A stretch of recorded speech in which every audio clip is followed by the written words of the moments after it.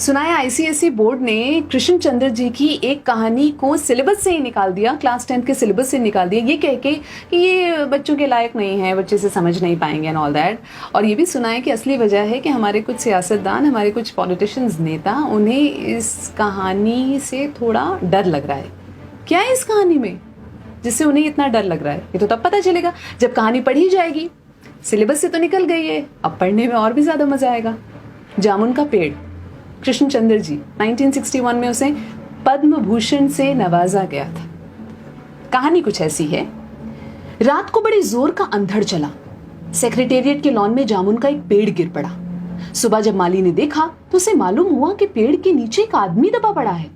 माली दौड़ा दौड़ा चपरासी के पास गया, चपरासी दौड़ा दौड़ा क्लर्क के पास गया, क्लर्क दौड़ा दौड़ा सुपरिटेंडेंट के पास गया, सुपरिटेंडेंट दौड़ा दौड़ा बाहर लॉन में आया। मिनटों में ही गिरे हुए पेड़ के नीचे दबे आदमी के इर्द गिर्द मजमा इकट्ठा हो गया। बेचारा जामुन का पेड़ कितना फलदार था, एक क्लर्क बोला। इसकी जामुन कितनी रसीली होती थी, दूसरा क्लर्क बोला। मैं फलों के मौसम में झोली भर के ले जाता था, मेरे बच्चे इसकी जामुनें कितनी खुशी से खाते थे, तीसरे क्लर्क का ये कहते हुए गला भर गया। मगर ये आदमी, माली ने पेड़ के नीचे दबे आदमी की तरफ इशारा किया। हाँ, ये आदमी, सुपरिटेंडेंट सोच में पड़ गया।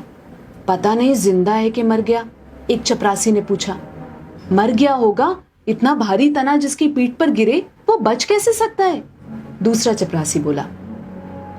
नहीं, मैं जिंदा हूं, दबे हुए आदमी ने बमुश्किल कराते हुए कहा। जिंदा है, एक क्लर्क ने हैरत से कहा। पेड़ को हटाकर इसे निकाल लेना चाहिए, माली ने मशवरा दिया। मुश्किल मालूम होता है, एक काहिल और मोटा चपरासी बोला। पेड़ का तना बहुत भारी और वजनी है। क्या मुश्किल है, माली बोला। अगर सुपरिटेंडेंट साहब हुक्म दें तो अभी 15-20 माली, चपरासी और क्लर्क जोर लगा के पेड़ के नीचे दबे आदमी को निकाल सकते हैं। माली ठीक कहता है, बहुत से क्लर्क एक साथ बोले। लगाओ जोर, हम तैयार हैं। एकदम बहुत से लोग पेड़ को काटने पर तैयार हो गए। ठहरो, सुपरिटेंडेंट बोला, मैं अंडर सेक्रेटरी से मशवरा कर लूं। सुपरिटेंडेंट अंडर सेक्रेटरी के पास गया, अंडर सेक्रेटरी डेप्यूटी सेक्रेटरी के पास गया, डेप्यूटी सेक्रेटरी जॉइंट सेक्रेटरी के पास गया, जॉइंट सेक्रेटरी चीफ सेक्रेटरी के पास गया, चीफ सेक्रेटरी ने जॉइंट सेक्रेटरी से कुछ कहा, जॉइंट सेक्रेटरी ने डेप्यूटी सेक्रेटरी से कुछ कहा, डेप्यूटी सेक्रेटरी ने अंडर सेक्रेटरी से कुछ कहा। फाइल चलती रही। इसी में आधा दिन गुजर गया। दोपहर को खाने पर दबे हुए आदमी के इर्द गिर्द बहुत भीड़ हो गई थी। लोग तरह तरह की बातें कर रहे थे। कुछ मनचले क्लर्कों ने मामले को अपने हाथ में लेना चाहा। वो हुकूमत के फैसले का इंतजार किए बगैर पेड़ को खुद से हटाने की तैयारी कर रहे थे कि इतने में सुपरिटेंडेंट फाइल लिए भागा भागा आया। बोला, हम लोग खुद से इस पेड़ को यहाँ से नहीं हटा सकते, हम लोग वाणिज्य विभाग के कर्मचारी हैं और ये पेड़ का मामला है, पेड़ कृषि विभाग के तहत आता है, इसलिए मैं इस फाइल को अर्जेंट मार्क करके कृषि विभाग को भेज रहा हूँ, वहां से जवाब आते ही इसको हटवा दिया जाएगा। दूसरे दिन कृषि विभाग से जवाब आया कि पेड़ हटाने की जिम्मेदारी तो वाणिज्य विभाग की ही बनती है। ये जवाब पढ़कर वाणिज्य विभाग को गुस्सा आ गया। उन्होंने फौरन लिखा कि पेड़ों को हटवाने या ना हटवाने की जिम्मेदारी कृषि विभाग की है, वाणिज्य विभाग का इस मामले से कोई ताल्लुक नहीं है। दूसरे दिन भी फाइल चलती रही। शाम को जवाब आ गया, हम इस मामले को हॉर्टिकल्चर विभाग के सुपुर्द कर रहे हैं क्योंकि ये एक फलदार पेड़ का मामला है और कृषि विभाग सिर्फ अनाज और खेतीबाड़ी के मामलों में फैसला करने का हक रखता है। जामुन का पेड़ एक फलदार पेड़ है, इसलिए पेड़ हॉर्टिकल्चर विभाग के अधिकार क्षेत्र में आता है। रात को माली ने दबे हुए आदमी को दाल भात खिलाया। हालांकि लॉन के चारों तरफ पुलिस का पहरा था कि कहीं लोग कानून को अपने हाथ में लेकर पेड़ को खुद से हटवाने की कोशिश ना करें। मगर एक पुलिस कांस्टेबल को रहम आ गया और उसने माली को दबे हुए आदमी को खाना खिलाने की इजाजत दे दी। माली ने दबे हुए आदमी से कहा, तुम्हारी फाइल चल रही है, उम्मीद है कि कल तक फैसला हो जाएगा। दबा हुआ आदमी कुछ न बोला। माली ने पेड़ के तने को गौर से देखकर कहा, अच्छा है तना तुम्हारे कूल्हे पर गिरा, अगर कमर पर गिरता तो रीढ़ की हड्डी टूट जाती। दबा हुआ आदमी फिर भी कुछ न बोला। माली ने फिर कहा, तुम्हारा यहाँ कोई वारिस हो तो मुझे उसका अता पता बताओ, मैं उसे खबर देने की कोशिश करूंगा। मैं लावारिस हूं, दबे हुए आदमी ने बड़ी मुश्किल से कहा। माली अफसोस जाहिर करता हुआ वहां से हट गया। तीसरे दिन हॉर्टिकल्चर विभाग से जवाब आ गया। बड़ा कड़ा जवाब लिखा गया था, काफी आलोचना के साथ। उससे हॉर्टिकल्चर विभाग का सेक्रेटरी साहित्यिक मिजाज का आदमी मालूम होता था। उसने लिखा था, हैरत है इस समय जब पेड़ उगाओ स्कीम बड़े पैमाने पर चल रही है, हमारे मुल्क में ऐसे सरकारी अफसर मौजूद हैं जो पेड़ काटने की सलाह दे रहे हैं, वो भी एक फलदार पेड़ को, और वो भी जामुन के पेड़ को, जिसका फल जनता बड़े चाव से खाती है। हमारा विभाग किसी भी हालत में इस फलदार पेड़ को काटने की इजाजत नहीं दे सकता। अब क्या किया जाए? एक मंचले ने कहा, अगर पेड़ नहीं काटा जा सकता तो इस आदमी को काट कर निकाल लिया जाए। ये देखिए, उस आदमी ने इशारा से बताया।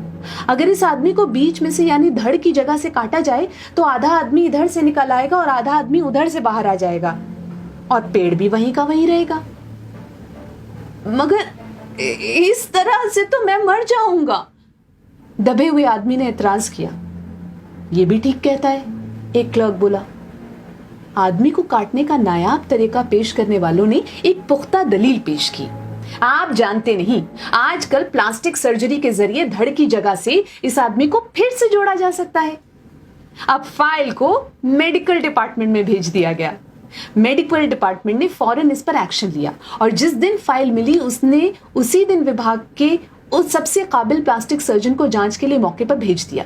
सर्जन ने दबे हुए आदमी को अच्छी तरह टटोलकर उसकी सेहत देखकर खून का दबाव, सांस की गति, दिल और फेफड़ों की जांच करके रिपोर्ट भेज दी कि इस आदमी का प्लास्टिक ऑपरेशन तो हो सकता है और ऑपरेशन कामयाब भी हो जाएगा, मगर आदमी मर जाएगा।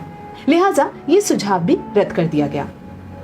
रात को माली ने दबे हुए आदमी के मुंह में खिचड़ी डालते हुए उससे बताया, अब मामला ऊपर चला गया है। सुना है कि सेक्रेटेरिएट के सारे सेक्रेटरियों की मीटिंग होगी, उसमें तुम्हारा केस रखा जाएगा। उम्मीद है सब काम ठीक हो जाएगा। दबा हुआ आदमी एक आह भरकर आहिस्ता से बोला, हमने माना कि तगाफुल न करोगे, लेकिन खाक हो जाएंगे हम तुमको खबर होने तक। माली ने अचंभे से मुंह में उंगली दबाई, हैरत से बोला, क्या तुम शायर हो? दबे हुए आदमी ने आहिस्ता से सर हिला दिया। दूसरे दिन माली ने चपरासी को बताया, चपरासी ने क्लर्क को और क्लर्क ने हेड क्लर्क को। थोड़ी देर में सेक्रेटेरिएट में यह बात फैल गई कि दबा हुआ आदमी शायर है। बस फिर क्या था, लोग बड़ी संख्या में शायर को देखने के लिए आने लगे।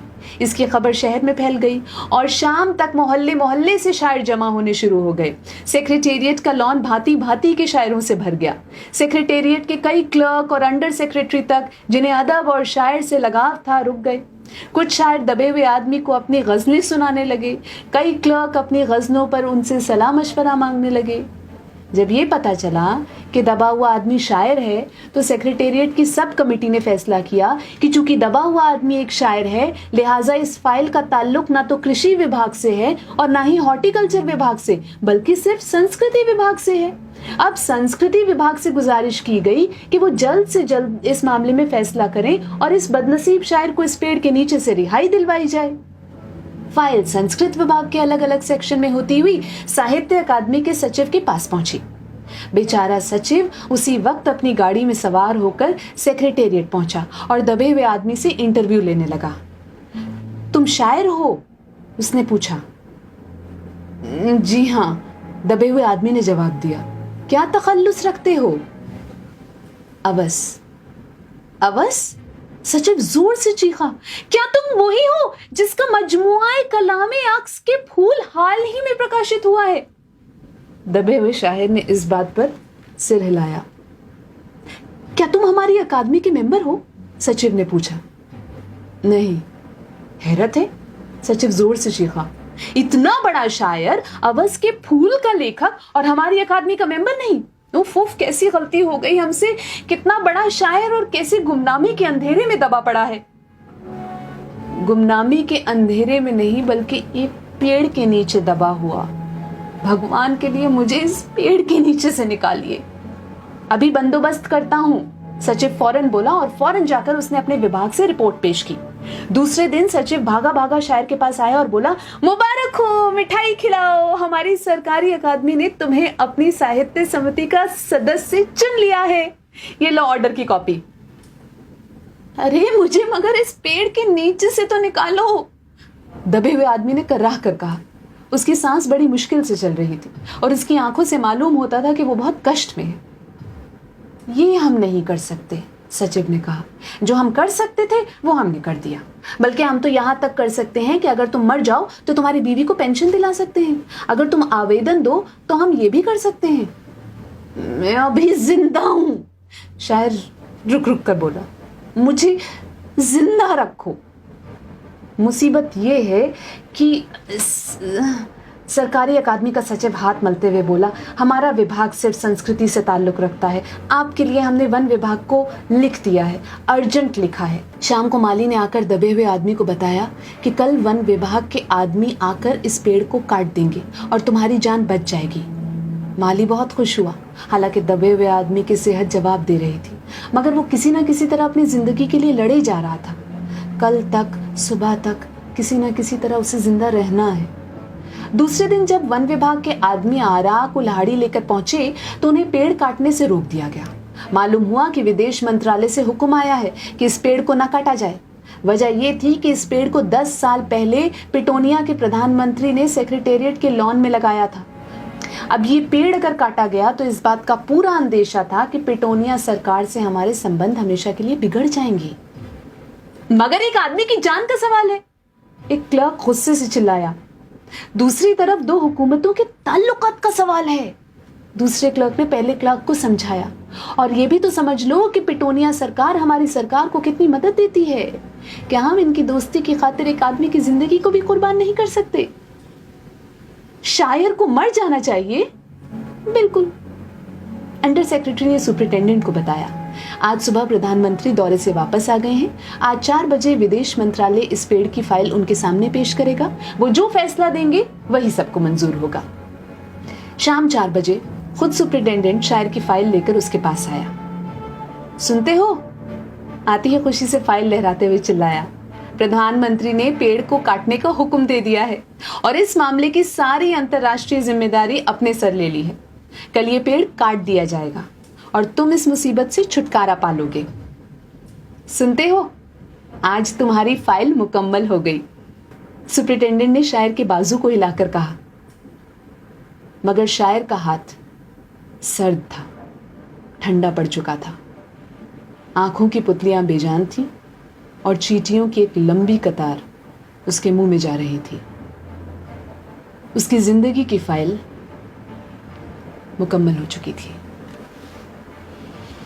अब इस कहानी से क्या एतराज है, आप खुद ही समझदार हैं।